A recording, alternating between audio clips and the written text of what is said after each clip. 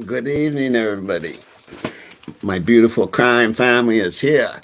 I see. Welcome to Once Upon Crime Time. If it's your first time here, hit that like and hit that subscribe. And we have a heck of a show for you tonight. That's for sure.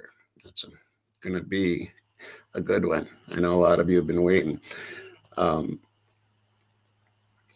Couple of things I want to do here. I want to thank my mods. My mods are like the best. So if you're coming in here to like cause a ruckus, that ain't happening. So you might as well just leave out because they will boot you. They don't just watch this, they watch my community page, they watch it all. Comments. They're on top of everything. And I appreciate them very much. So thank you, mods. Thank my subs. I love you. And I see beyond MR apt, M apt, Gem apt. Okay, Bunny Murphy, Donna. Hello, Michelle. Ron John. Yeah. How you doing, brother?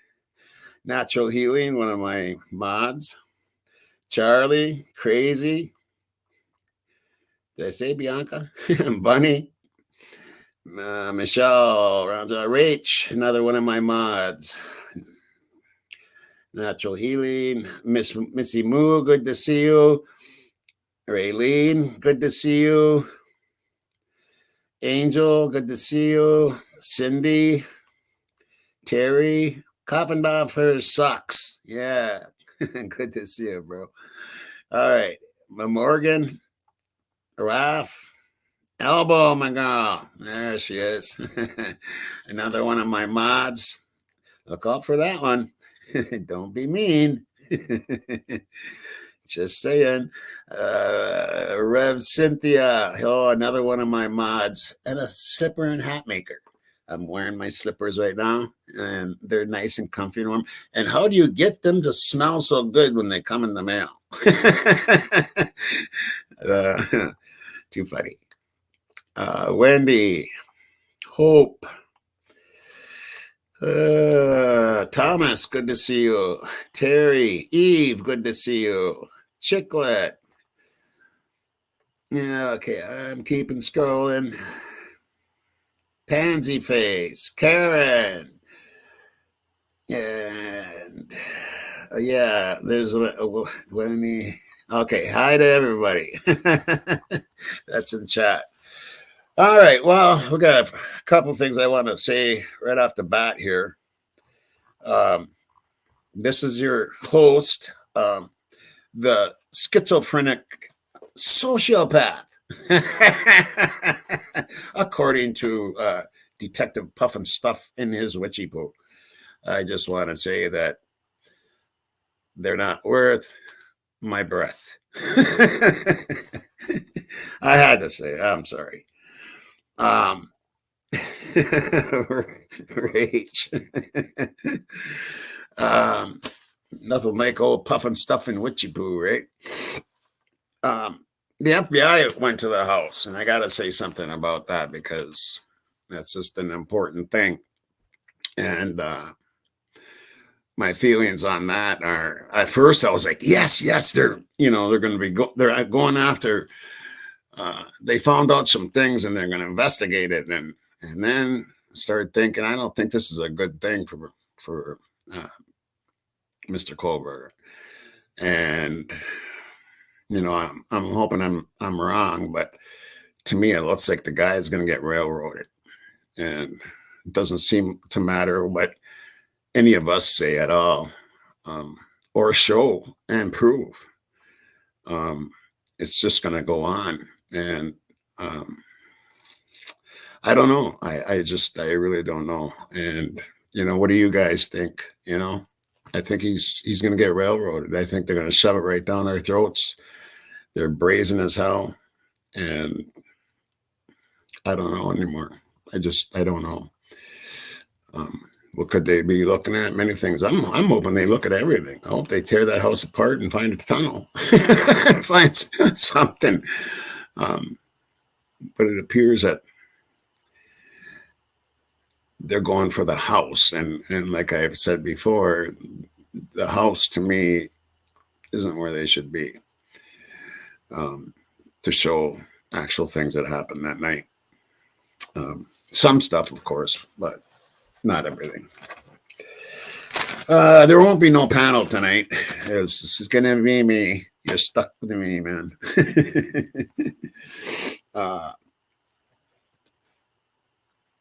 And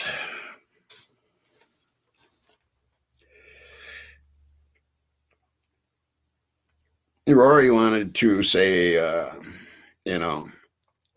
hello to everybody, and he's going to be coming back out soon again. If you think he came out swinging the first time, wait for the second time. And that's a message right from Rory. Okay, so yeah, everybody's been waiting for this, and I'm going to get into it. I'm going to show this video, which is about an hour long, a little over an hour. I will be stopping it here and there, but not too much because I want to keep that flow going. And hi Bat Sheet, Joanne, another one of my mods. Hello, girl.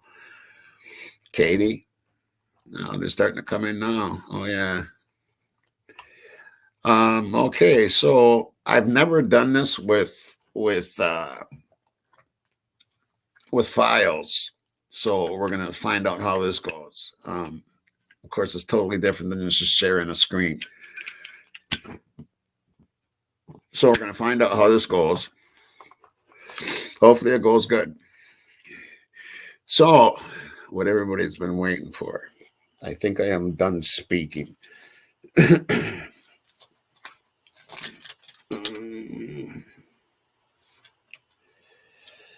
I think I got it all. I do. All right, let's get on with it, right? I want to. Karen's worked really hard at this, and for a long time, and she's kept every little piece of information since day one. And she put a lot of work into this, so you can thank her. And she is a producer of this, and she's my little sweetheart. She's quite an amazing lady, and yeah. So anyway, we'll see how this goes.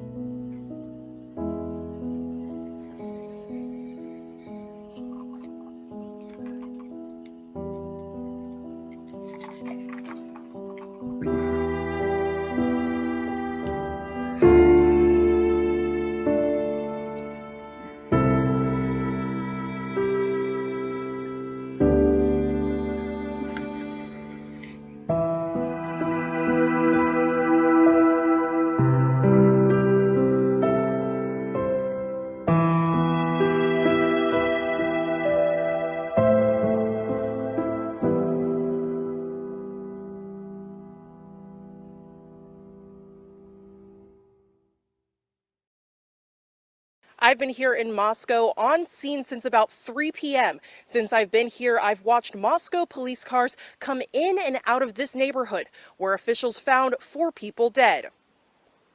Neighbors say they began noticing police cars flood the area around 12 p.m. today.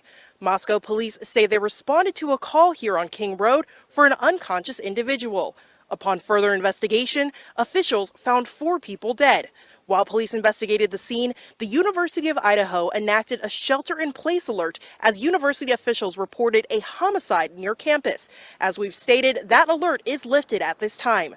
Neighbors say most people living in this area are a part of U of I Greek life or are students, but we do not know the identities of those involved or who lives at the residence. Officials are investigating. This is a very much developing situation, and we will continue to stay on the grounds until we have more information to report back to you. Until then, in Moscow, Janelle Finch, KREM 2 News.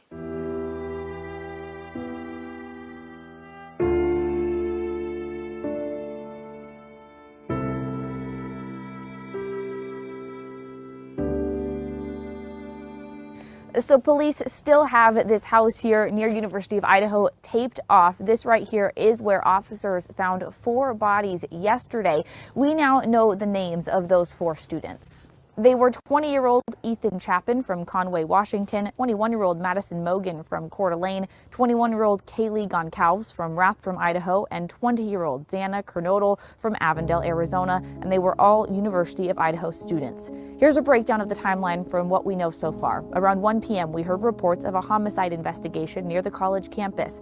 An hour later, the school put out an alert on social media. It said Moscow PD is investigating a homicide on King Road. They asked the community to stay away from the area and shelter in place as a precaution. Around 3 in the afternoon, KREM 2 arrived in Moscow. Neighbors said most people living in this area are a part of U of I Greek life or are students. At around 5 in the evening, the Moscow Police Department confirmed they had found 4 people dead, but it wasn't until late last night that they confirmed those victims were students. The university also said Moscow police do not think there's any active threat at the moment as they continue their investigation. Classes for University of Idaho students are canceled for the day. They say they will resume classes tomorrow. In Moscow, Nicole Hernandez, KREM 2 Idaho News. authorities say they are, quote, making progress, unquote, in the investigation into the murders of 4 University of Idaho students, but they're still not providing many details. Police told CNN today that they have interviewed more than 90 people and received at least 700 leads. Investigators also said they found a dog at the home where the students were killed. The dog, who was seen here with one of the victims, was found unharmed. But at this hour, there's still no suspect in custody and more questions than answers. CNN's Natasha Chen took a look at the police response. This is her report. The incomplete and sometimes contradictory information came in the first days of the investigation. We believe this was an isolated, targeted attack on our victims. Those words echoed in the press, perhaps leaving the impression that the police knew something that should make the public less worried. But some residents and neighbors near the crime scene were not comforted by the terms targeted and isolated. At first, I thought that they actually had something going, so you think that makes sense, like, oh, it's targeted, and you wait to see what they say, but now they've said nothing and that they know nothing. So how can you say it's targeted? Then the local mayor went further, telling the New York Times it could have been, quote, a crime of passion, later clarifying that was just one possibility. They don't want people to panic. And yet, unless you have the evidence that you are willing to share with the public and be transparent about how the investigation is going, these words are completely giving false confidence. But police say they can't share their entire case for fear of compromising the investigation. You can't just put that out into the public's eye. It would impede the investigation, and ultimately it might impede justice at the very end of this. But with no suspect identified, many students packed up and left town. There's no perp caught or anything, so it's definitely uneasy on campus right now. By day 4, police recognized their assurances of public safety weren't resonating as residents fixated on the fact a killer was not caught. Police Chief James Fry went before the cameras. We cannot say that there's no threat to the community. Still calling the crime targeted, but pulling back on a... Okay, there's one thing I need to say, and that what you want to look for throughout this is the inconsistencies of this case. That is one thing that she wants to show. And another thing is make sure you stay till the end, because there is a boom at the end of this. And, just letting you know. I'll let this go on. assurances there was no public threat and pledging to release more. I probably should have been standing here a day or so ago, but I'm here now. Between 2016 and 2021, there were no murders in Moscow. So when the quadruple homicide stunned this town, the 36-person police force was pressed into unprecedented action.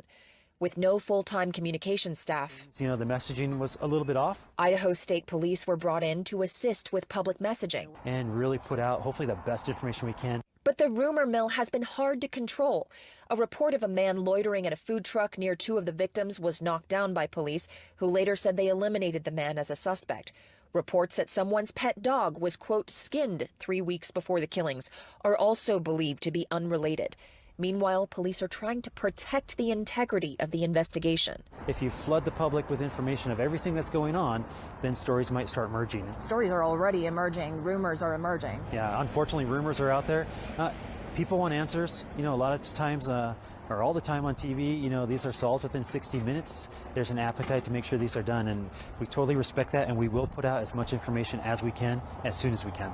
Though some victims' families have expressed frustration with a lack of information. Together, we want to extend gratitude to the following. This week, the family of Ethan Chapin acknowledged answers and justice can only come now from police. The Moscow Police Department, who now carry the burden every day, not only for us, but for all of the impacted families. You know, I asked about the threat level to the community given the initial confusion of that message, and Aaron Snell here told me that it's always a good idea to be vigilant since the suspect hasn't been caught, saying that it's a good idea to walk in pairs, to lock doors at night, and he did not rule out the possibility of perhaps more than one person responsible for these killings. I also asked about this being a targeted attack, and he reiterated that they still believe that it was, based on evidence found at the scene and the fact that two people in the house survived the attack. So if it were a bit more non-discriminate, that perhaps everyone might have died. We hope to hear much more information coming out at a press conference tomorrow at 1 p.m. local time. John. Natasha Chen in Moscow, Idaho. A terrific report. Natasha, Dozens of thank you interviews, very much. bags of physical evidence. Police still need the public's help to find the killer, and they're getting it, especially on social media, where crime-solving groups are popping up nightly, analyzing clues and highlighting theories. My next two guests see them all. Christine Cameron and Alina Smith oversee the University of Idaho Murders Case Discussion Group on Facebook, and about 13,500 people have joined and counting, and they are here with me live. Christine, let me begin with you. You've been passionate about, solving crime since John Bonet and Madeline McCann. So let me ask you about your group members zeroing in on Venmo and the public activity that they've been able to see between these victims and what they've been spending their money on. Can you explain what they've seen? Yes. Hi, Ashley. Thanks for having us. You see a lot of normal transactions between friends and roommates, paying each other for pizza and coffee. We see that on November 12th at 1:59, Ethan sent Kaylee money. The caption said, "Thank you." Then at 2:10 p.m., he sent her money again with a note that says, yeah. But when group members looked at Ethan's Venmo, a new Jack came about. Ethan paid someone named Jack Hadovich at 11:40 p.m., and that is his last Venmo transaction. Not to say there's, anything wrong or suspicious, but that's just a new character that comes for people to talk about on social media. But someone went a step further in our group and did some digging.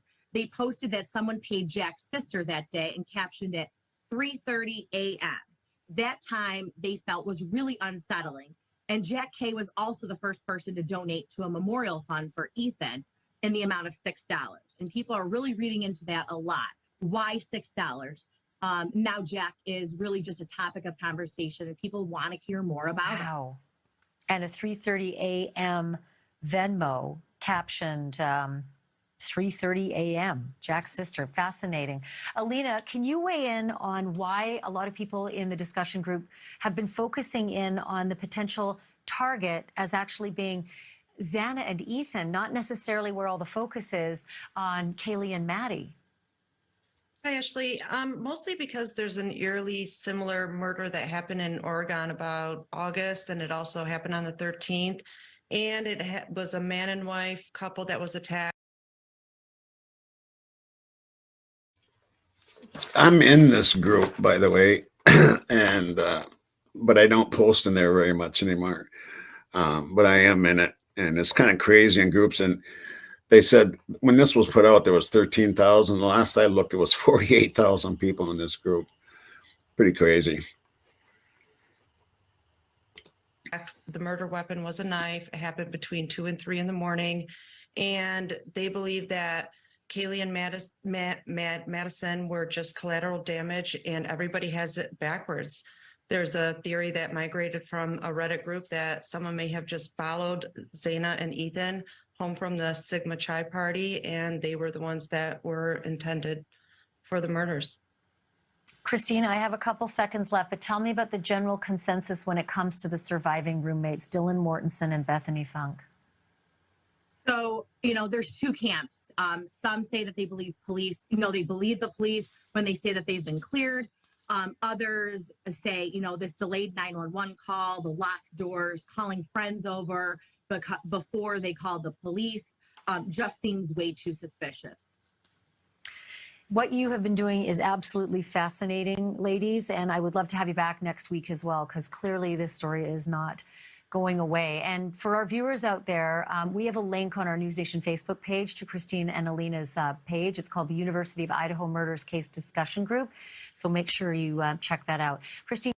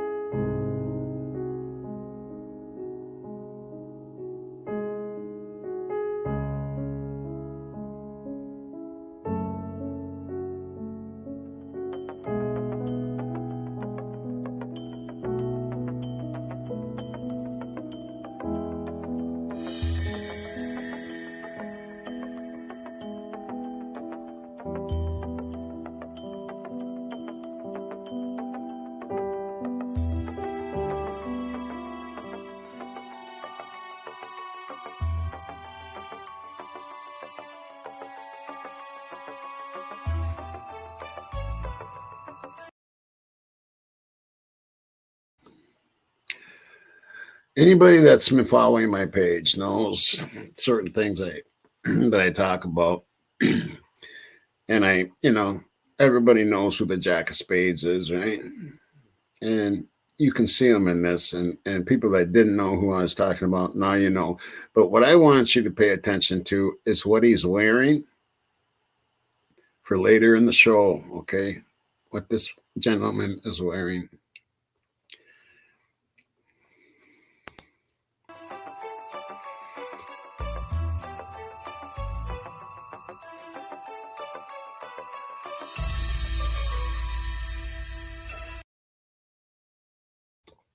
Yes, and by the way, hello, Rory. Good to see you, brother. Yes, and he will be back coming out swinging it here soon. So that and Karen wanted to thank everybody for the patience, for you guys' patience while she worked on this. Here we go.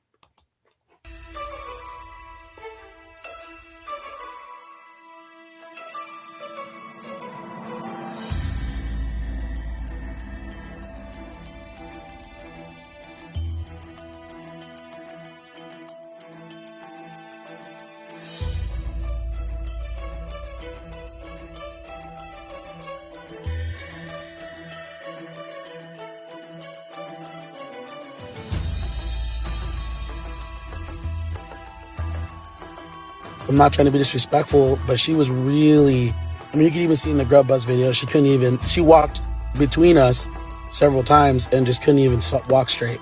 That girl was very drunk. She's actually the only one that I thought was really drunk.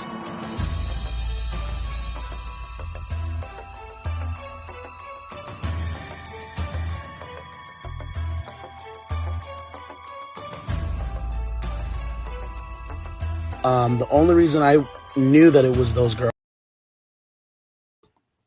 Now, in this whole video, this whole grub truck, there's many players in this, as we know, in our investigations, and I'm sure yours also. And I know people complain when I say things about Joe, but we do know, and I don't think he was involved in any, any big M's or anything like that. But he was in control of Fight Club. And maybe we'll get into that at some other time or another day. That's just things that we picked up in our investigations. Anyway, a lot of main characters are at the scrub truck. And we know that. Girls was because I saw the video that said, oh, they were seen at this thing. Because I actually called the police right away and was like, hey, I think I might have information. I just need to know what was one of the girls wearing, because I remember one of them had like pink, because the one that bumped into me at Corner Club was wearing pink. But nobody called me back from the police, and I was like, okay, they're probably just swapped with information.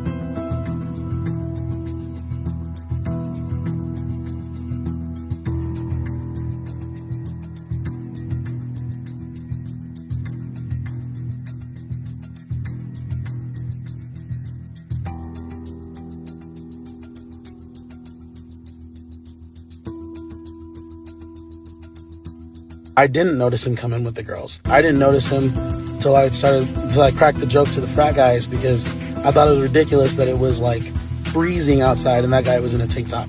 So I just made a joke, because that's how I make friends. I don't know.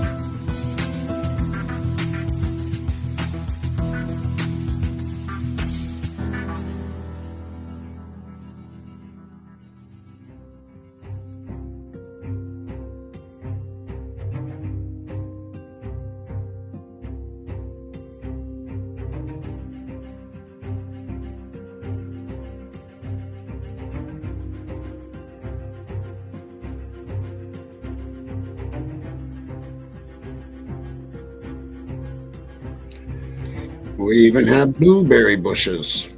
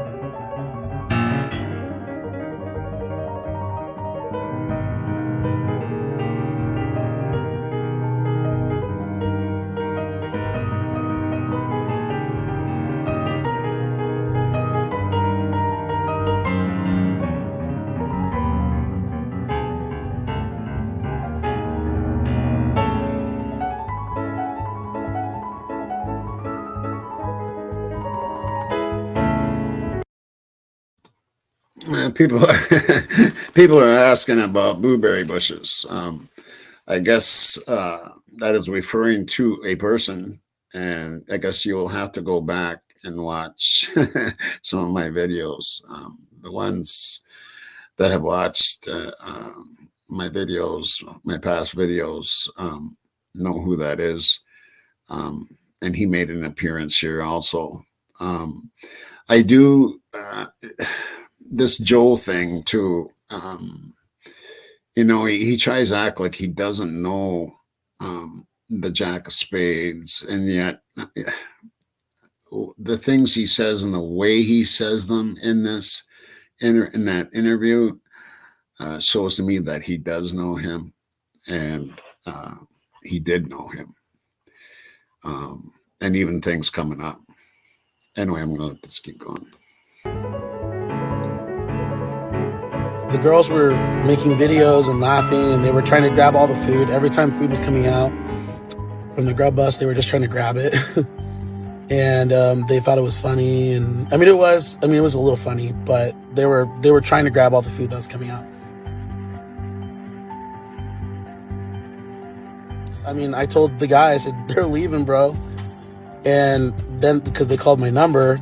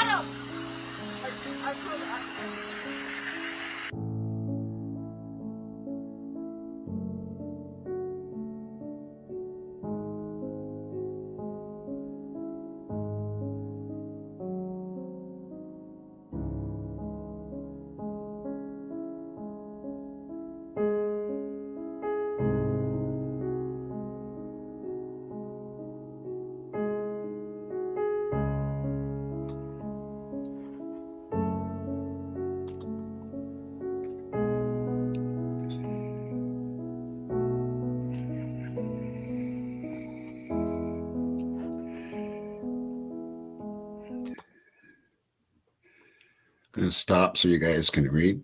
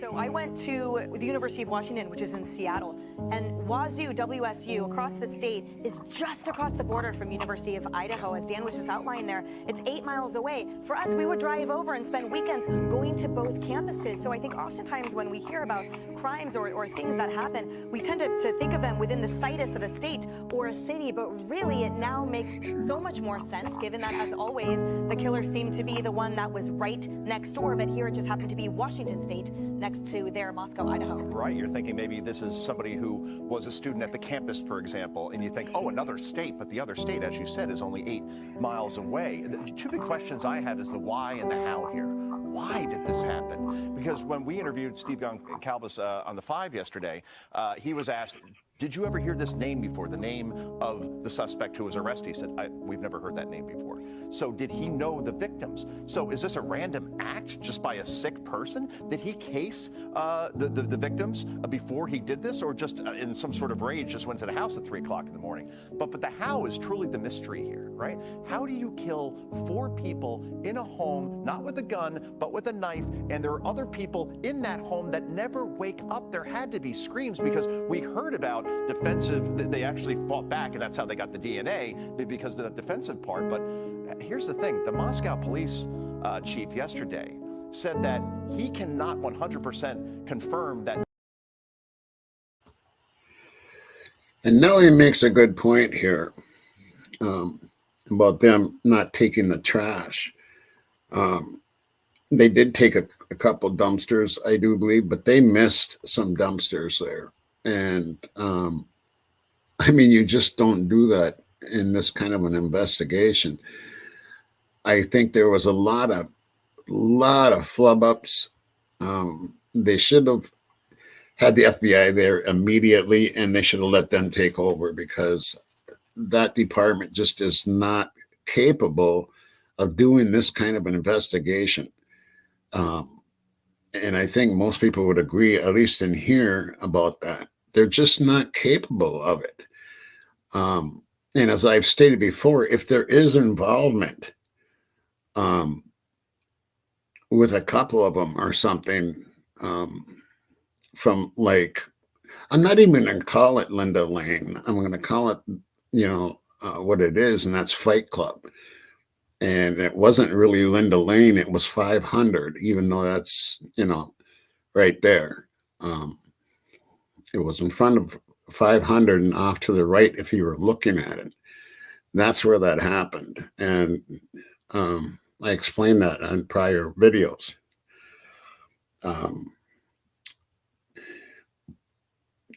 Right. And I mean, the investigation it was flubbed up from the very beginning. And how can we get justice? How is there going to be justice for these kids when an investigation is rotten? You know what I mean? Anyway. This was the only person that may have been involved in these murders. And you think, how else could he have pulled this off unless he had some kind of help? Because how do you restrain 4 people like that and no one hears anything in the house? Still a lot of questions here, guys. Yes, Pebbles. That's where the Fight Club was that night.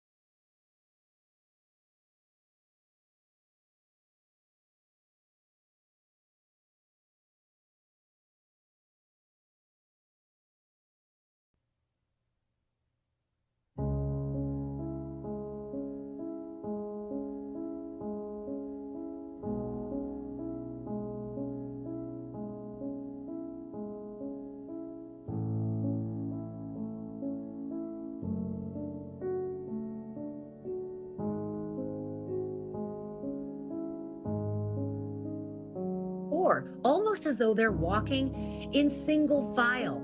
Out at night, at 3 o'clock in the morning, actually closer to 3:12 in the morning. And as you watch those 4 figures, remember, police. Now, we counted them one night. I think it was Huda. Somebody had blown this up, really, or was it Bubbly? Might have been Bubbly. Yeah, blew this up so you could actually count, and people were counting 8 and 9 people that were running by here. That's a big question mark in this case. That's fucking huge, and why this hasn't been investigated more. And apparently they don't know who these people are. You know what I'm saying? It wasn't in the PCA about these people. It wasn't, apparently they don't even know who these people are. So, yeah. Say the murders happened between 3 and 4 in the morning. Did those people see 3 and Who 4. Are they? Have police tracked them down, asked them any questions, ruled them out? And again, if they're ruled out, did they see something as they were on foot, walking just steps away from where the murders happened? We do not have the answers to this, any of it. But as usual, our senior national correspondent, Brian Enton, is live on the case. And tonight he is standing in that exact And we location, still don't right have those where answers. That body cam action took place. So, Brian, for us looking at it on television, it's hard to get the exact perspective of where the officers were standing, what direction their body cams were pointing, and where those 4 mysterious figures were walking from and to, and how far away they were from the actual murder scene. So can you take me there and help us get a feel? Yeah, it's very confusing when you're looking at the body camera video, so hopefully we can give you some perspective. This is Band Field. This is where the alcohol call came in. The young men were here in the field when the police first showed up. That is the Sigma Chi fraternity house right there. So the police walked those young men across the street. This is Taylor Avenue, right to this spot right here. I was able to identify it because of the fire extinguisher. And they were standing in this spot, the young men, and the body camera video was pointed this way. And it is over my shoulder where you could see very faintly what looked like several people walking faster, almost running by in the background. And I want to walk you over, Ashley, and give you a little more perspective. It was somewhere in this area right here. And we can tell because we analyzed these lights of this little apartment building. It was somewhere right in this area. There's another big apartment building here. The question you might be having is, how close is this to the house where the murders happened? Mo is going to point in that direction. Our producer is up there. She's going to flash a flashlight, Ashley. You see that flashlight flashing right there? That is right in front of the house where the murders happened. So it's all very, very close. So what we're effectively seeing is, like, if my eyes don't deceive me, about 200 yards away from where Mo is flashing the light at the murder scene, those 4 figures were walking where you're standing. It's that close. It's that close, and it appears, again, it's so hard to see it in that body camera video, but when we zoom in, it does appear that the figures are walking / running from the direction of where the house is where the murders happened. At first, I thought they were just walking down Taylor Avenue, but when I got out here and really looked at everything, it appears they might actually be coming somewhat from the direction of the house.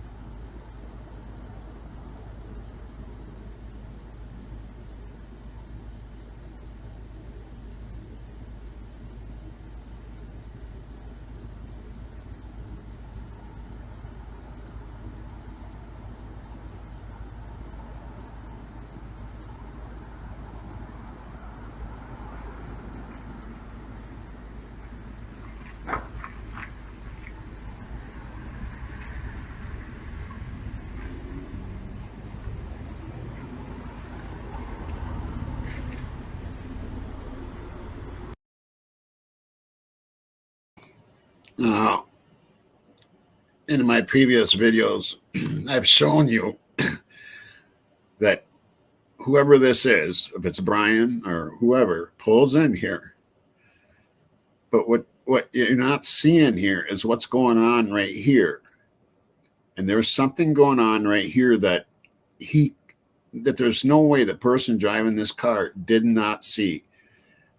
And I believe that is why this person pulled back out, is because of what they were seeing that was going on right behind this vehicle here.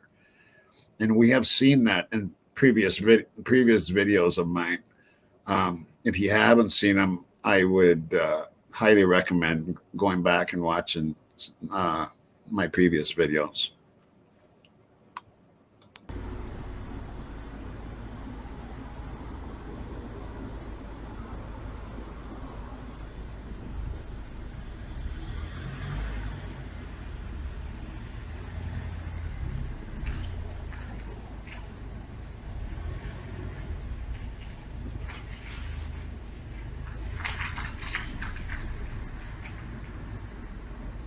First thing we're going to learn is what is a Latin print and how are they collected?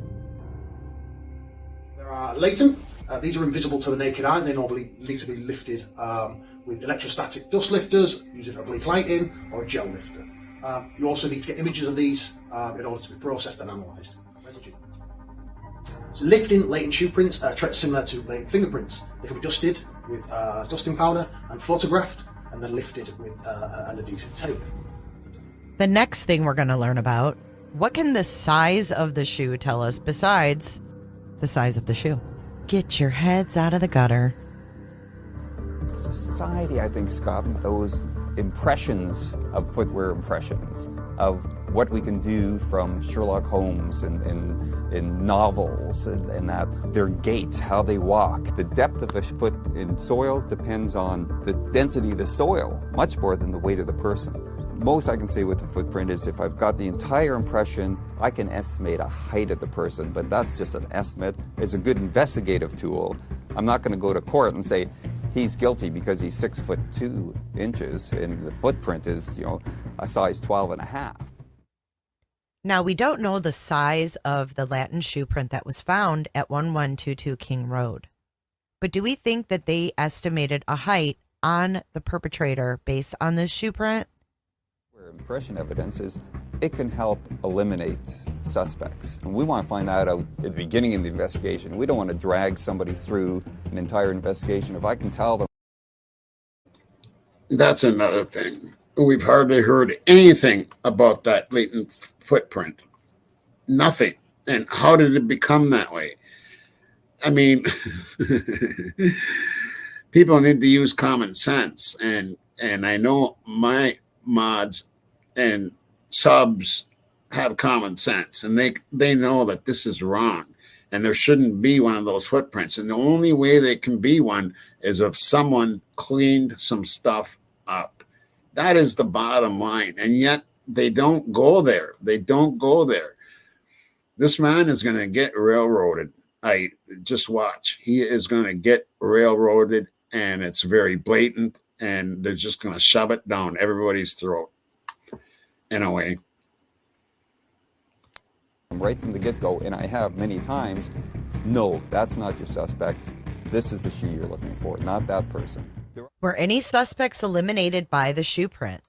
Is that why they were able to eliminate people so quickly? But wait, there's more. But the other type of characteristics we're looking for are the accidental characteristics.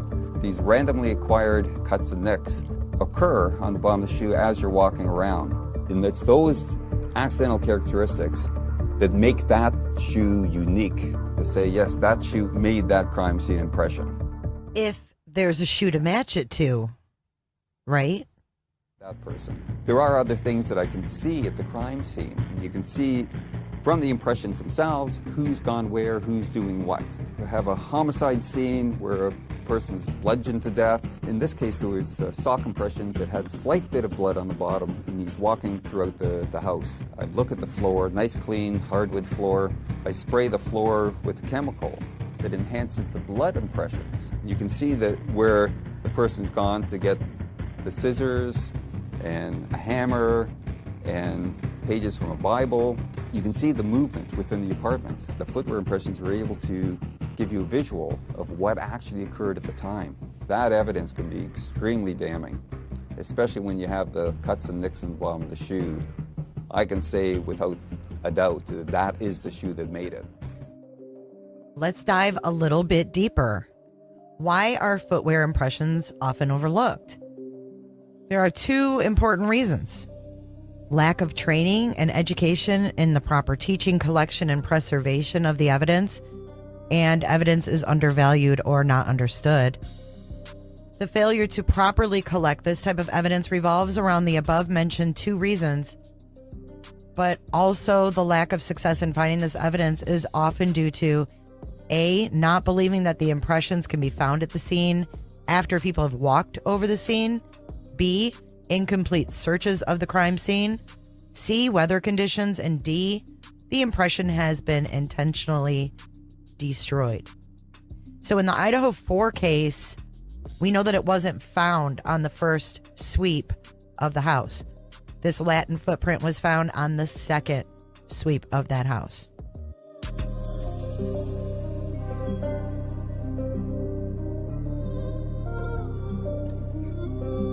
The impression was taken out on purpose, is my belief.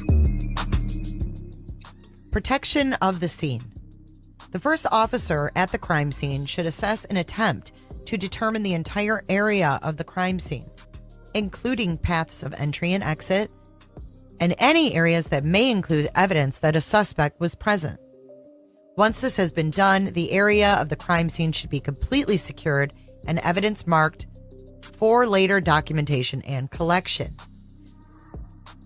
Unfortunately, footwear evidence is easily eradicated by weather or people and vehicles approaching the scene from the same direction or of entry or escape the suspect might have taken. Isolation of the area is crucial to avoid analyzing recently made footwear impressions that are not related to the crime scene. There are many ways to secure footwear evidence in and around the crime scene. Once the area is secured and the crime scene is established, the officer on scene should make sure the entire scene is marked off using crime scene barricade tape, and no one should be permitted to enter until the crime scene investigator responds.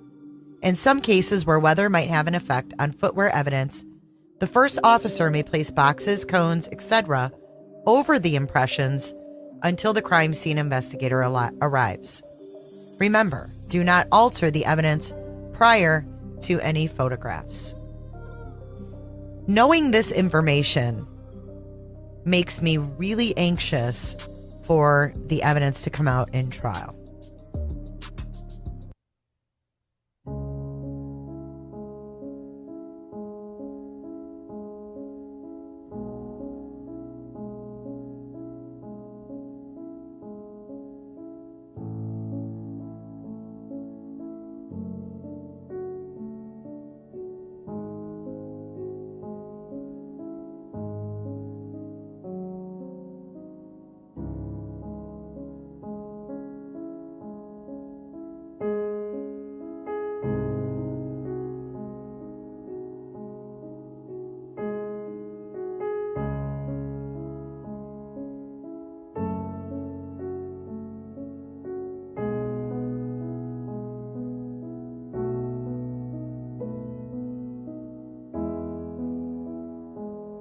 University of Idaho apparently teaches their students that secret fight clubs are okay, and then it's okay to lie about it and to do heinous things. I mean, seriously, this is what this was. It was a fight club. It was a fight that night. They hired real fighters. They were down at the grub truck in robes, nonetheless. Who knows? I think the cops might have been under, of course, they were plain clothes that night. This is all my opinion here, but I believe this to be true, absolutely. And I know the Fight Club was true. That I do know happened.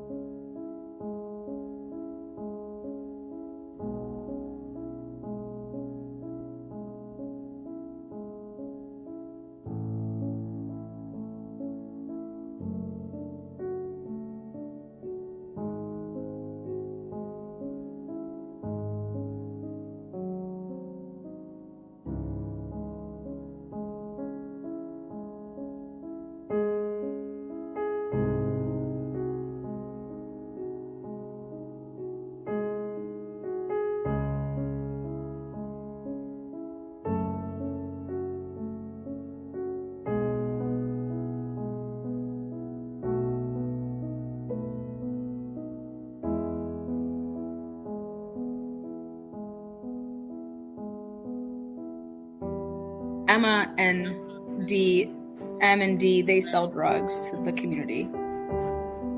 Like that's like that's known. Yeah, there's some of the dealers here. There's like, some of them. Well, like they are like the dealers in town, is what I would say. Okay, and then like I would say most of the party drugs are coming through. Were coming through them. Emma Bailey was known in that, like everybody knew in that house who she was, and she'd be over there, and whoever she was hanging out with would be over there from time to time. Yeah, she had a lot of friends, so she would be here. I mean, she could be anywhere from 3 to 5, 6 different places, plus the bars in a night. Okay. Like she was So like that. That's one thing. Yeah, like she was like a hustler in the aspect of like she worked hard. Like she would always be like going somewhere to go do something. Riches Investigates. I am covering the Moscow, Idaho Brian Kohberger case. There is a lot of curiosity revolving around Emma Bailey. Emma Bailey, the 22-year-old individual that lived right behind the Moscow, Idaho home. She was arrested, charged with giving fatal drugs to a 22-year-old University of Idaho student named Caden Young. She was with a guy named Demetrius Robinson, and people want to know, is she connected to Brian Kohberger or the Moscow, Idaho case in any way? And people have been saying that Emma Bailey's case just got dismissed. I looked into it. Yes, it did get dismissed. 2 people allegedly connected to March overdose death in Centralia released days before scheduled trial. Emma Bailey, 22, of Moscow, Idaho, and Demetrius R. Robinson, 36. They both had their charges dropped. Why? Was this a jurisdictional issue, or is there something else to it? Will they be recharged in another area? Why was their case dismissed right before schedule? How can they dismiss that kind of case because of jurisdiction? And why didn't the other jurisdiction take over and go arrest these people right after they were released? Actually, they shouldn't even have been released. They should have just been transferred from one county to the other county. But they released them. And what the hell? How do they release somebody that sold fentanyl to people that died? How do you release those people and not release them to the right county? Just totally incredible. Totally incredible. Trial.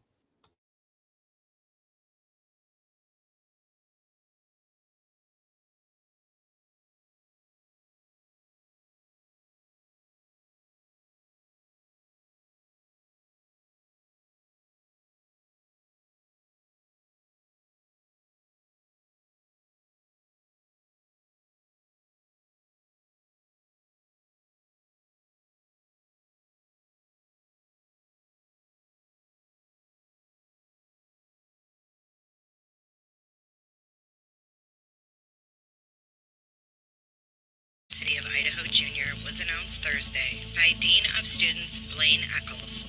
Originally from Boise, Caden Young was majoring in journalism at UI. Described as an involved student, Young held multiple leadership roles on campus and was a former president of Alpha Kappa Lambda. This has understandably been a difficult year for the Vandal family, with the loss of several students since the start of the academic year last August. Said Blaine Eccles, "Please make sure to take care of yourself and others." 2 people were arrested in connection with the death of Caden Young. The university announced on Thursday that Caden Young, a junior from Boise, had died while away from Moscow. On Tuesday, the Centralia Police Department announced a 22-year-old man was found dead at a Centralia apartment, and 2 people were arrested.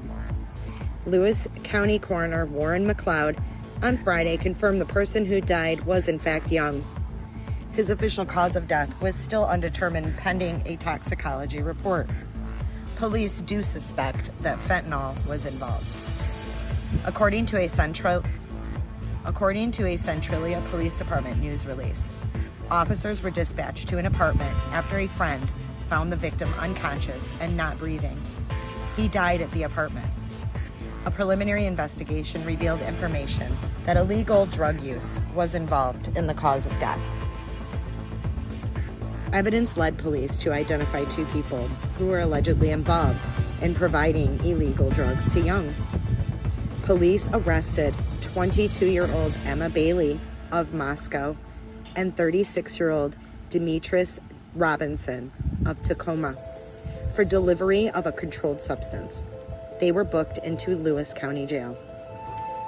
The Chronicle newspaper had reported Wednesday that Bailey and Robinson are accused of delivering cocaine to the victim before he overdosed at a party in Seattle the night he died. The victim reportedly received care at Harborview Medical Center in Seattle and was later discharged and picked up by a friend who lives in Centralia. According to the Chronicle, the friend told law enforcement that shortly before calling 911, the man went to sleep and stopped breathing. The Centralia Police Department's news release offered a warning about fentanyl. The poisonous effects of fentanyl are killing individuals and devastating families, the news release states. The Centralia Police Department said its priority to reduce drug trafficking, citing, quote, recent amounts of deadly fentanyl that have been seized in our area. According to the University of Idaho, Young was majoring in journalism and was a past president of the Alpha Kappa Lambda fraternity. Stay with What's the 411 for any new updates on this story.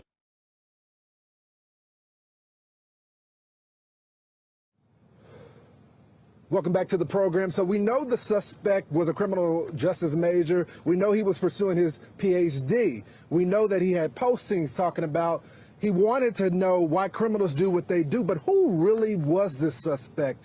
So we wanted to bring in someone that knew the person in a prior life. I want to bring in someone who knew him, the suspect personally, Rich Pasqua. You worked with him for a period of time. Rich, what can you tell me about the suspect? What was he like? He was just your average guy. I met him through some friends, and they told me that he was a little weird, and he was a little socially awkward, I guess you could say. But he wasn't a bad guy. He needed a job, so I worked at a pizza shop at that time, and they were hiring. I said, yeah, come on in and apply, and he did, and he got the job. So I worked with him for a little bit. But he was quiet, though. What He was didn't ever come off conversation like with violent or him? What was that? What was conversation like with him? Like when you talk with him at work, would he look you in your eyes? Did he have friends? Did he have a girlfriend at the time? It was so long ago. It was like 2013, but he didn't have a girlfriend. I do remember that. And my wife went to school with him. They graduated together, and she doesn't remember him ever having a girlfriend, and I don't remember him ever having a girlfriend. And he didn't have many friends, so he would do anything to fit in, and would do he just wanted to be liked by everybody. But he wasn't a bad kid.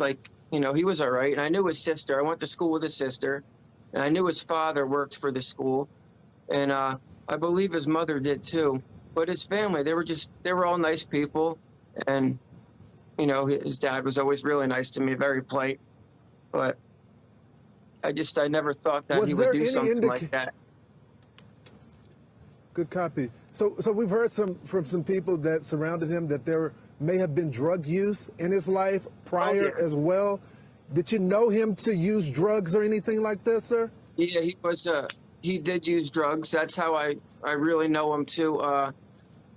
He was a big heroin addict, and so was I. I got 6 years clean now. I work in treatment and everything, but back then I was using, and so that's how I know for a fact he was using. I've got high with him a couple times and used with him, and I remember one night we went out and his car broke down, and his dad had to come out, and he got pretty angry because his car broke down and everything, and we couldn't get what we needed that night. I knew other people that dealt drugs, and we would deliver drugs to him a lot, and so that's when I heard about this case. I haven't heard from him in so long, and then I heard about this, and it said that he was going to college. I said, I haven't heard from him. I guess that's what he's been doing. He must have cleaned up. I know he was in and out of rehab a couple times, but he really did. He cleaned up and was going to college all these years. Rich, I'm short on time, but I got to ask you one last question. We've heard from people that he had a track record of being inappropriate, borderline offensive to women. Did you ever see that in any of your interactions with him and interactions with women? Not in my time knowing him. I've never seen him ever act like that towards women. I've never seen him come off that way ever towards anybody. Yeah. Rich, thank you so much for joining. I'm going to play that one more time.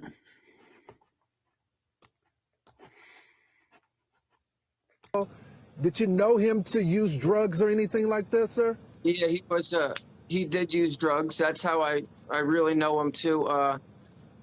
He was a big heroin addict, and so was I. I got 6 years clean now. I work in treatment and everything, but back then I was using, and so that's how I know for a fact he was using. I've got high with him a couple times and used with him, and I remember one night we went out and his car broke down, and his dad had to come out, and he got pretty angry, well, because his car broke down and everything, and we couldn't get what we needed that night. And you know, I knew other people that dealt drugs, and we would deliver drugs to him a lot, and so that's when I heard about this case. I haven't heard from him in so long. And then I heard about this, and it said that he was going to college. I said, I haven't heard from him. I guess that's what he's been doing. He must have cleaned up. I know he was in and out of rehab a couple times, but he really did. He cleaned up and was going to college all these years. Rich, I'm short on time, but I got to ask you one last question. We've heard from people that he had a track record of being inappropriate, borderline offensive to women. Did you ever see that in any of your interactions with him and interactions with women? Not in my time knowing him. I've never seen him ever act like that towards women. I've never seen him come off that way ever towards anybody. Yeah. Rich, thank you so much for joining the program. I'm sorry I'm short on time. You're Hopefully welcome. he'll come back.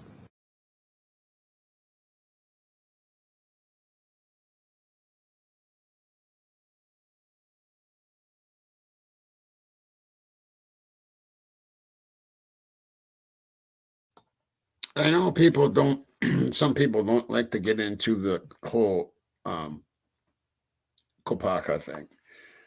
Or not Kohberger, but the Papa Rogers thing. But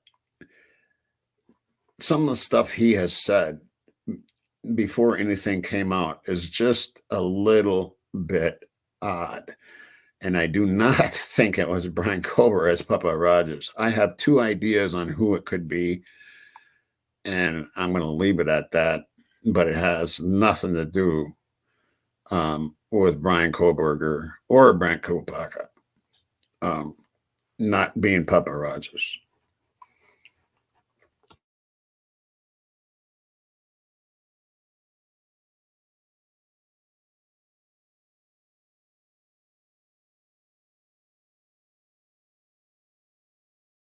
Brian worked as a fish cutter. He was a fillet man when he was in high school, trained.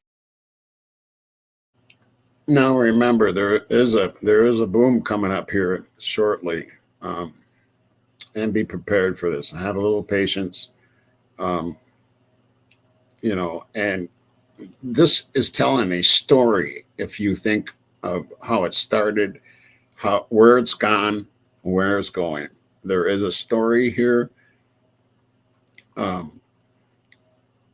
So yeah, it's good to pay attention to every little detail, because it is all related into one story. To cut and fillet raw fish. What did you teach him how to do, and what did you learn about him? As far as filleting fish, he never got proficient at it. After he was here several times, it became obvious to me that this job just wasn't for him. He wasn't able to make eye contact with customers and be friendly to them. And he never got good enough for us to allow him to fillet customers' fish. So I talked to his direct supervisor, who already was on board and saw the situation. He talked to Brian, and really mutually they decided that that job was not for him.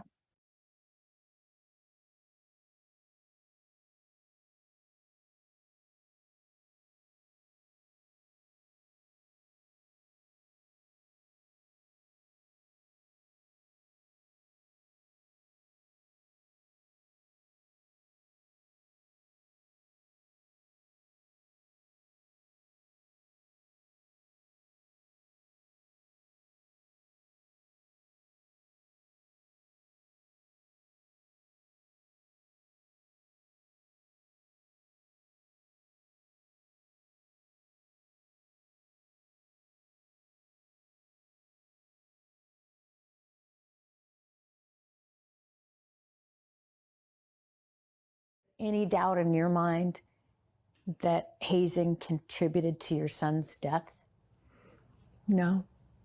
We believe the rituals that were part of this fraternity had dangerous components that contributed to his adverse mental and physical health. In August, John and Colleen Tyler dropped their son Luke off at WSU to kick off his college career. He couldn't wait to be a Coug and a Theta Chi fraternity member. That's him outside the house under the flag last summer. 5 months later, this 19-year-old died by suicide. The coroner found a toxic mix of alcohol and Wellbutrin, a commonly used antidepressant, in his system. Every day is a new day to just realize he's gone again. And suicide was the furthest thing from our mind. The Tylers say suicide was unthinkable. Luke had never shown any signs of depression, no indication of mental health issues whatsoever. Couldn't believe it. Couldn't understand why. The family was full of love, direction. It was, when I heard that, it didn't make any sense. Luke's parents say they didn't send a troubled teenager off to school, but a young man full of life and hope, a dedicated family member who loved boating, teaching sailing to little kids, travel, adventure, and sports. Go Luke! Go Luke! That's him, number 21, playing lacrosse. Oh yeah, Luke! Luke was also a nutrition and fitness buff. He even entered a bodybuilding competition and won it. The Tylers say this was the picture of their son, a freshman just starting out with goals, friends, and support. It's just such a dichotomy between the bright, healthy young man that we sent to WSU and in a very, very short amount of time, him having, depression or needing antidepressants and then taking his life that way. It doesn't make sense. After his death, the parents say they found out Luke had kept a troubling part of college from them. At least 6 friends came forward saying he was struggling with hazing at the fraternity. What he expressed to his friends was that it wasn't what he thought it was, and that it did push him to his breaking point. A few of those friends started this petition, urging the school to shut down Theta Chi, because they said Luke's death followed a long and cruel pledging process. Brent Kapaka's FOIA request. It's in. Just a reminder to be nice to one another tonight if you're in chat. Literally just moments ago, who gave us a slight update on the situation. So now we did learn that around 8:37 last night, police received a phone call from actually this apartment complex right behind us. And they didn't tell us who called, but we do know that a man in his 30s was threatening to harm his roommates. So at that time, police did respond. They were able to get those 2 roommates out safely. We're told that they're doing fine at this time, but we're also told that a member of the SWAT unit did shoot and kill that 30-year-old suspect who was threatening to harm his roommates. Now, again, police have told us that this is the early stages of the investigation, so they are continuing to work. And again, this is a very active scene behind me right now. While we just got here at this area, we saw another couple of police cars who pulled up from Pullman Police, but we're also told that Washington State Police are actually on their way as well. They're the ones who actually have to clear this scene. Yeah, I don't want no bashing of other creators. That's not what this community is about, because we are one community, and I don't want any bashing of other creators. Thank you. As you can see, there's still a lot of crime tape, and this section of the street right near Stadium Way is still closed off. Traffic is being slightly rerouted, but it's not a major impact to traffic in the area just yet. There's just a few lanes that are closed, and people are taking the slight detour in the area as well. So now we're going to continue gathering more information for you all and try and. And by the way, every piece that Karen used in this is in the description below with links. So yeah, we're giving credit where credit is due. And we thank all of them very much. Speak to some students here who are impacted because, of course, this is late in the semester. I'm sure a lot of people have finals and those late classes to get to, or early classes rather, to get to this morning. So we're going to continue gathering the latest.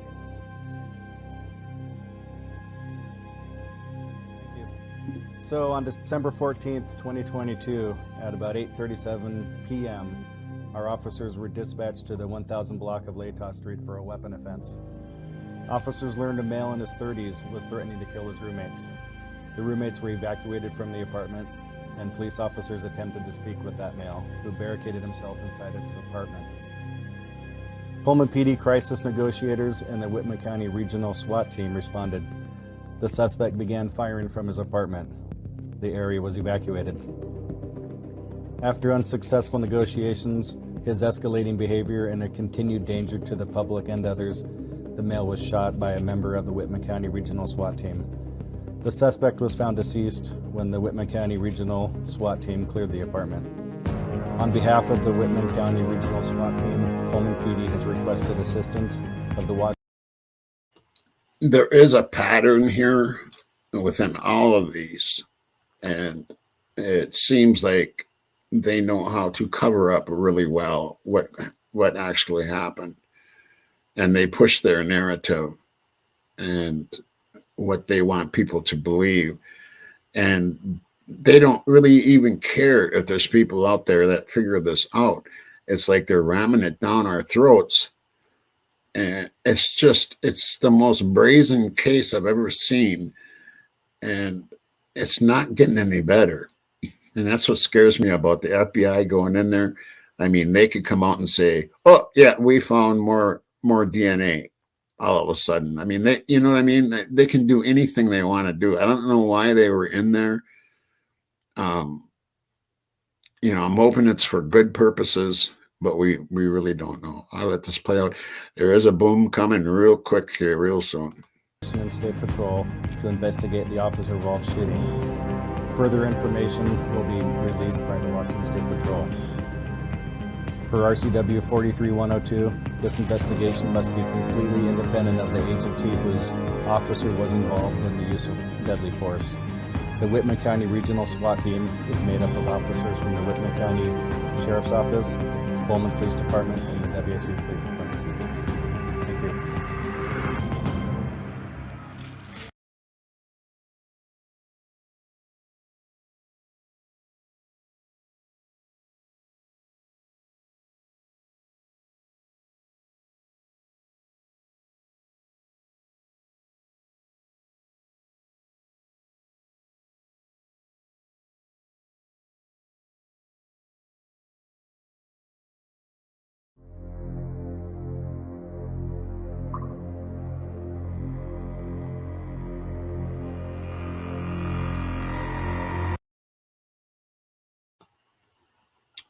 Listen up, people.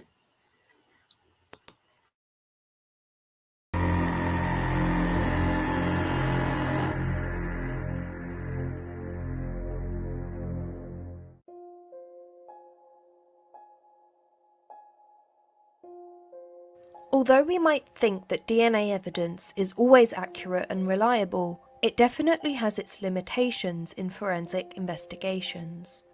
As new technology and software is developed, it has made the issue of DNA transfer more complicated for forensic scientists.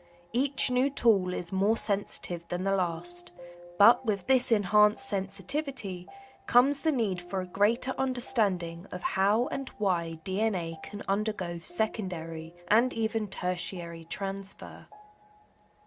The case of Lucas Anderson is a great example of these weaknesses, and why it's important not to rely on just one single piece of evidence and to always investigate further and gather additional corroborating evidence. Late in the evening of the 29th of November 2012, 66-year-old Ravish Kumra, known as Ravi, was watching TV in his 7,000 square foot Monte Sereno home in California, while his estranged wife Harinder Kumra was asleep upstairs. Suddenly, Ravi was ambushed by multiple intruders who tied him up, blindfolded him, and gagged him with tape. They then went upstairs where they proceeded to hit Harinder before tying her up and leaving her next to Ravi. For over 2 hours, the thieves rummaged through the mansion, searching for valuables to steal, at the same time that Ravi was slowly suffocating from the duct tape they had placed over his eyes, nose and mouth. When the intruders eventually left, Harinder crawled into the kitchen and was able to call 911. Unfortunately, when paramedics arrived, they pronounced Ravi dead. An autopsy would later conclude that he had died from suffocation. As crime scene technicians processed the home, it began to appear as though the intruders had been somewhat forensically aware. They had worn latex gloves while committing the burglary, and a pile of them were left in the kitchen sink covered in soap and water. The majority of tests performed on the gloves only revealed DNA profiles consistent with Ravi and Harinder. However, further testing of the other items of evidence eventually revealed a mixture of 3 different DNA profiles. When these were run through the state database, there were 3 separate matches to felons from the Bay Area. 22-year-old D'Angelo Austin's DNA was found on the duct tape. 21-year-old Javier Garcia's DNA was found on the gloves, and 26-year-old Lucas Anderson's DNA had been found on the fingernail clippings of the victim that had been taken at autopsy. Within a few weeks of these results, Sergeant Erin Lunsford, who was in charge of the investigation, had compiled substantial evidence that implicated both Austin and Garcia in the murder, including their cell phone records that showed pings near Monte Sereno on the night of the murder. Detectives found it harder to link Lucas Anderson to the crime though, but a felony residential burglary on his criminal record and a parole violation were enough to keep them investigating. Eventually, they were able to find a loose connection between Lucas Anderson and one of the main suspects, D'Angelo Austin. A year before the murder, Austin's friend had shared a prison cell with Anderson. This friend and Austin had travelled to the San Jose area 2 days before the murder, stopping off in Lucas Anderson's known neighbourhood. Police suspected that Austin and his friend brought Anderson into the plan to break into Ravi Kumra's home because he was born and raised in the area and knew it well. For the police, this connection was enough, and he was soon arrested on suspicion of murder. At just 26 years old, Lucas Anderson was living a troubled life. He was homeless and spent his days begging for change in the downtown area of San Jose. He regularly drank alcohol to excess, and so, when he was arrested and faced with the DNA evidence, he was confused about the accusations made against him. Anderson told his public defender, Kelly Kulik, "I drink a lot, maybe I did do it," fearing that he had blacked out and had no memory of committing the crime. Due to the death penalty being a potential outcome for her client, Kelly Kulik had requested all medical records relating to Lucas Anderson, and that's when she struck gold. On the 29th of November, the same day that Ravi was killed, Lucas Anderson had as solid of an alibi as you can get. Kulik retraced her client's day and eventually found that Anderson was seen sitting in front of a store at around 8:15 p.m. and was obviously intoxicated. A few hours later, seemingly even more drunk than before, he wandered into the store and collapsed in an aisle, forcing the clerk to call for help. A paramedic with the fire department that attended the scene knew Lucas Anderson's date of birth by memory because of how often he encountered him, and they were able to admit him into the Valley Medical Center at 10:45 p.m., where he remained under supervision for the rest of the night detoxing. The Santa Clara District Attorney's Office reviewed the case and were unable to uncover any errors, contamination, or improper use of tools at the forensic lab that had tested the evidence. So how could Lucas Anderson's DNA have gotten under the fingernails of someone he did not know?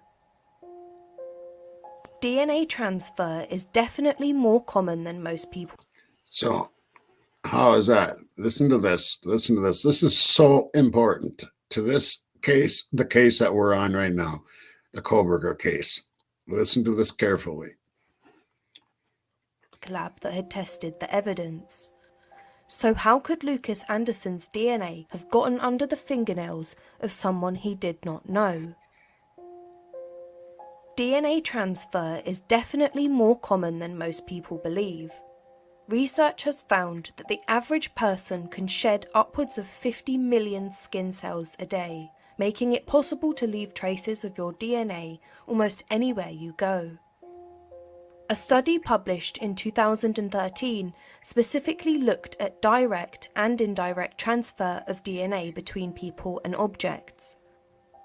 The researchers repeated this with multiple different groups, but essentially they had 3 volunteers sit in a sterilised room and share a jug of juice, and after 20 minutes of chatting, the researchers re-entered and swabbed the volunteers' hands, the chairs, the table, the jug, and the cups in order to test for genetic material.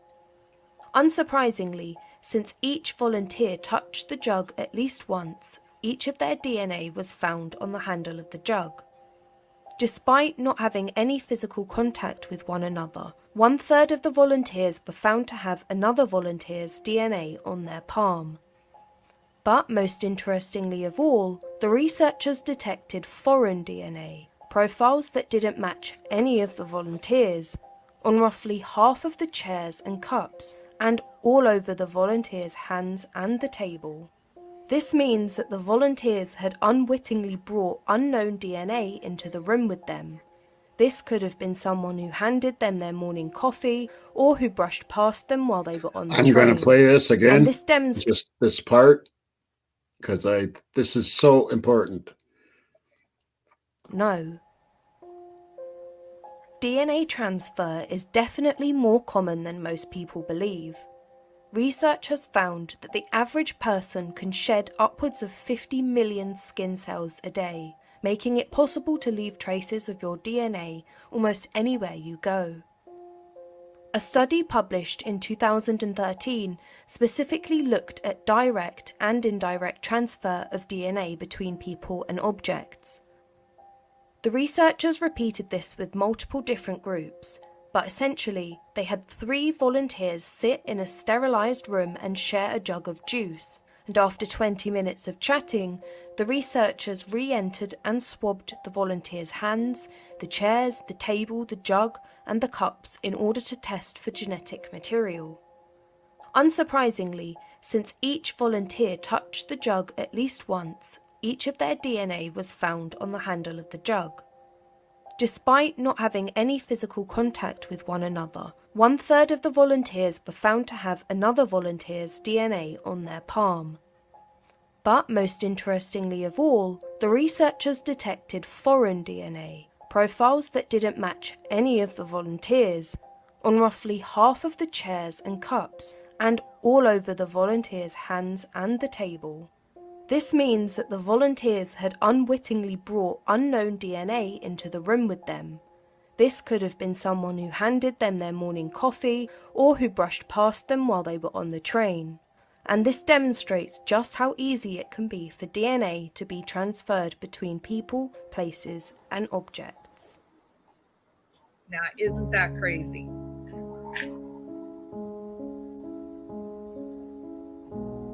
Now, isn't that crazy?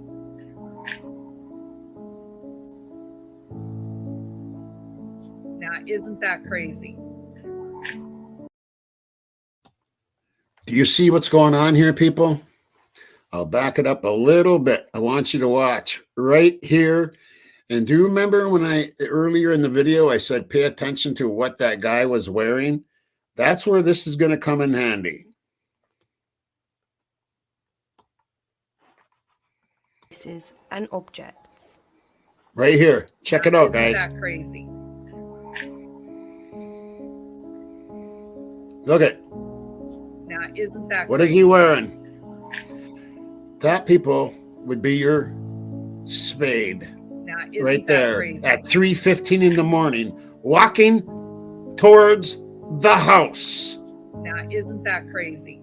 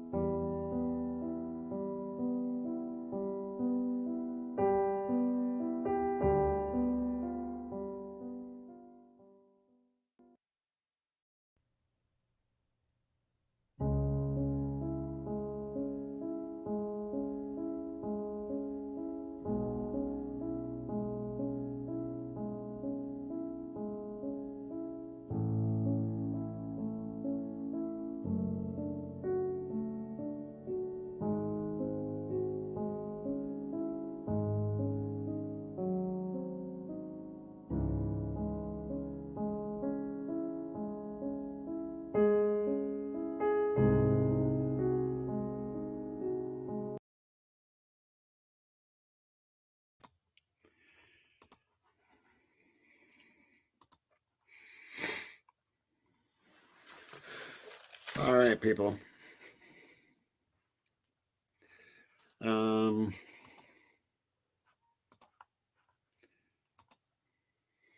There we go. All right.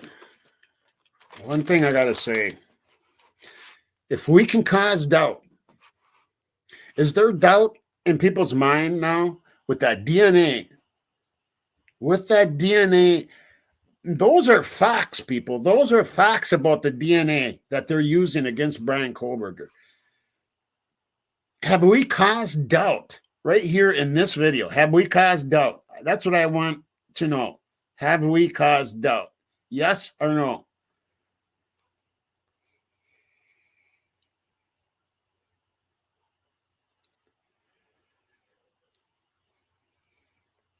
Have we caused doubt? No, we haven't caused doubt, Natural? You serious? Did you watch what the DNA was saying?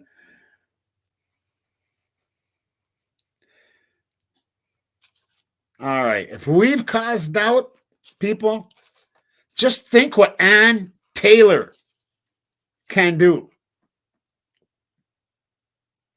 And I say can do.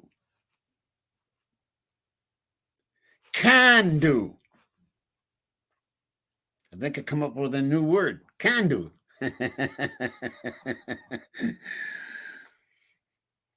Just think what Ann Taylor can do. If we've caused doubt with the information that we've come up with, can she cause doubt?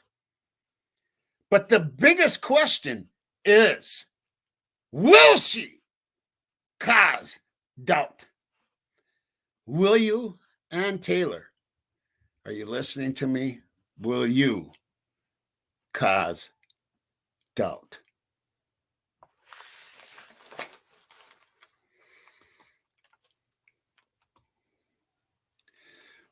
We want to thank everybody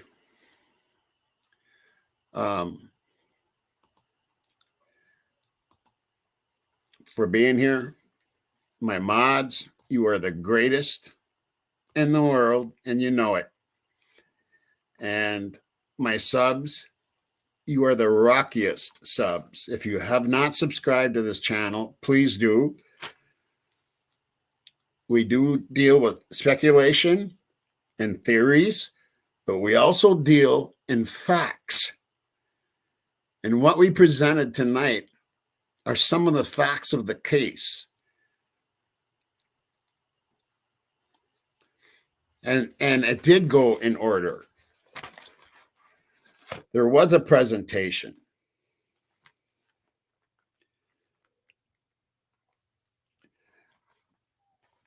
There's much bigger reasons for certain things going on in this case. Much bigger reasons. And that's what we got to look for. And I would suggest watching my previous videos. And again, I have to ask, will you, Ann Taylor, cause doubt? Because that is what is needed. Thank you very much. And until next time, rock and roll.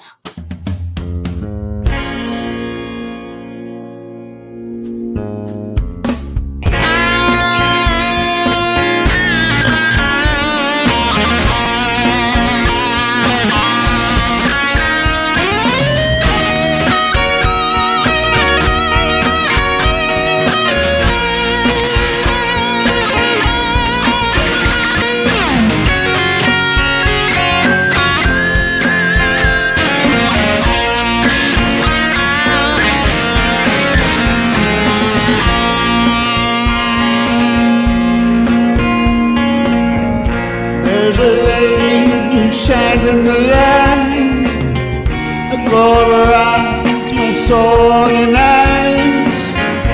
The rain stops into the night. the shadows of the moonlight.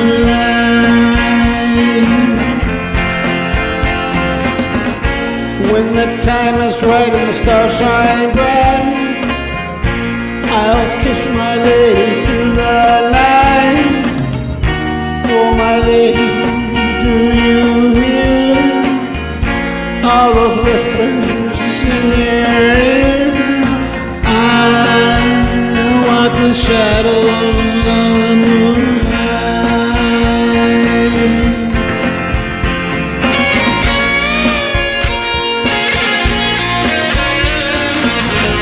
Starstruck and stuck in time, it always seems to seem alright. My thoughts inside, I miss it day and night. There's only one reason to stay up all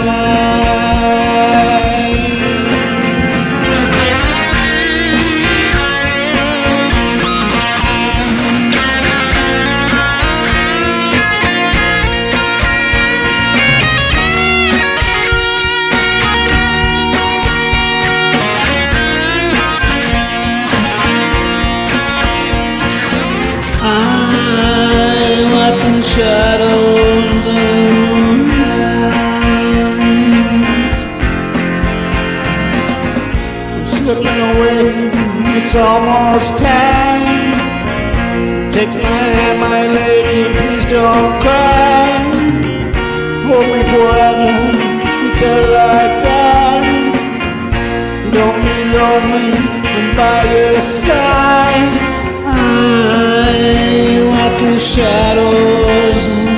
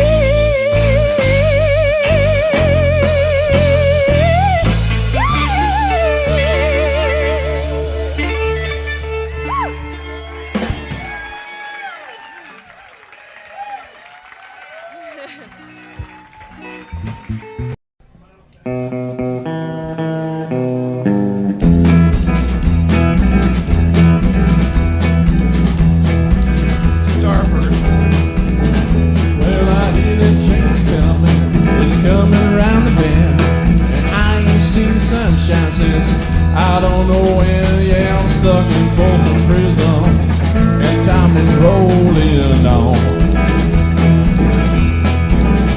And I hear that lonesome whistle way down in San Antonio. Well, when I was just a baby, my mama told me, son, always get good, boy, don't ever play with guns. Yeah, I shot a man in Reno just to watch him die.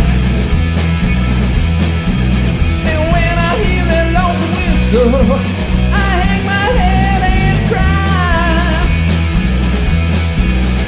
And I bet there's rich folks eating in a fancy dining car.